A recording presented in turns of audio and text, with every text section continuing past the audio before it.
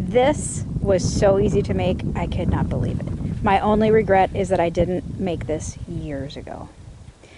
This row cover is serving wonderfully for me to get some seedlings going. As you can see, I've got lettuce going here, got various tomatoes, some herbs, got some squash, various types of squash down there, more tomatoes. I just moved these in here, I think it was not even a week ago. So it hasn't been long that they've been in here. Previously I just had them under a piece of plastic.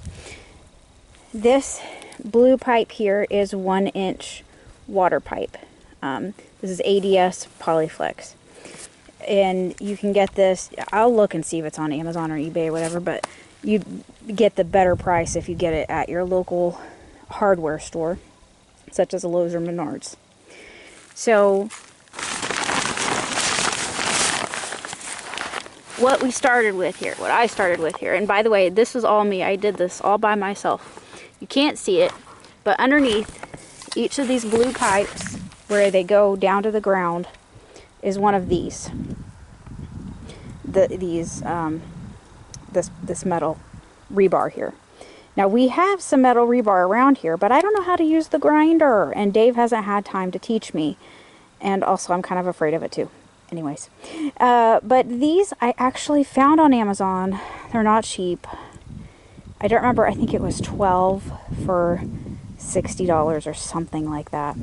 But the nice thing about these is, look, on the end, this makes it so much easier to pound the rebar into the ground.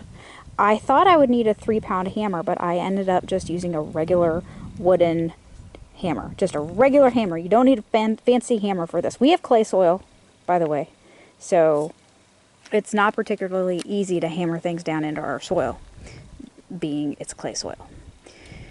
So I put one of these on each side where I wanted them. This also is at an incline, so it's not perfect. So I got one here, and I got one over here. I left, about a foot or so. No, probably about 8 inches at the top, sticking out of the ground. And then I took my tape measure, and I measured from the ground all the way around down to the other side, approximately the length that I wanted this to be, for the approximate height. And then I went to town and I cut them and I installed them, and some of them I had to cut some more, which is fine. And then I've got basically a ridge beam here going across the top. Ideally, I would have something across this, or, on the inside of this so it didn't tear, but I didn't really have anything for this end. The other end had a cap, so I just used that cap that came with the pipe. This plastic that we use, you can use whatever plastic you can get your hands on, greenhouse plastic wise. However, we have had greenhouse plastic disintegrate in just the course of a few months.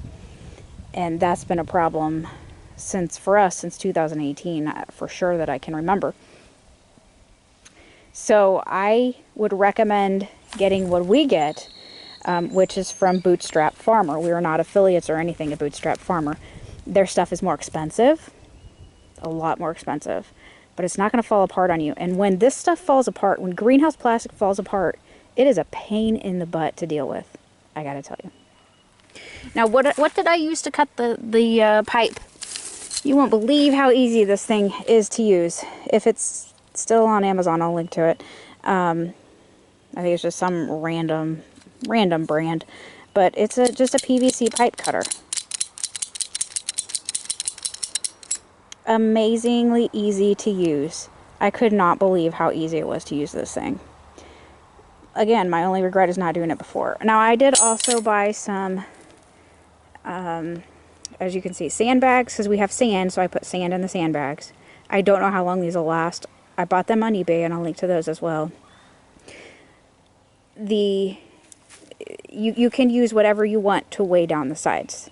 I've got this random thingy of stone or concrete or whatever down there. I've got a partial concrete block here. You can use bricks. If you have pieces of logs, you can use that. All sorts of things you can use.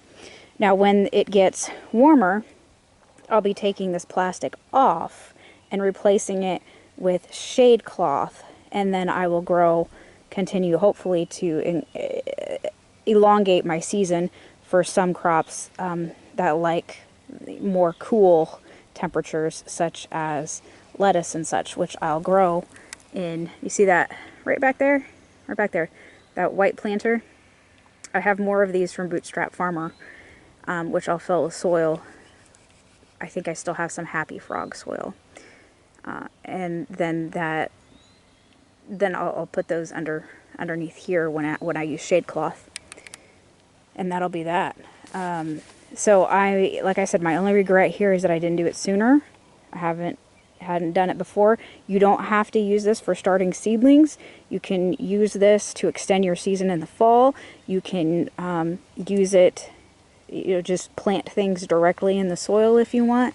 I specifically selected this section here of our garden because it's kind of at a slant. The land is like at a slant like this.